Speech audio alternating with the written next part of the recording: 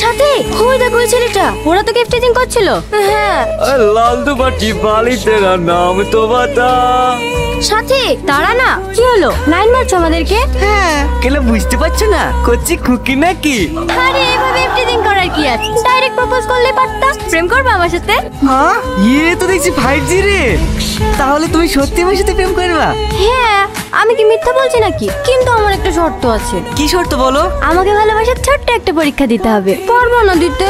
হ্যাঁ, পারবো না কেন? কি করতে হবে বলো? হাত গেড়ে নাম লিখতে হবে? না না, অত কষ্ট করতে হবে না। তুমি 1 মিনিট দাঁড়াও, আমি আসছি। এই, আটলে সেখানে রে। কি গো, আজ কি হবে? পরীক্ষা দিবা না? হাই বিনানু পরীক্ষা? না না, চামড়া বিনানু। তোমার লাগছে? রে, কি রে? কি হলো? এরকম করছো কেন? বিয়ের পরে তো প্রতিদিন মার খেতে হবে। আগে টেস্টে পাস করো। ও মাগো, এই আমার কিন্তু রাগ হয়েছে। আমি ছেলে বলে মানবো না। তুই কি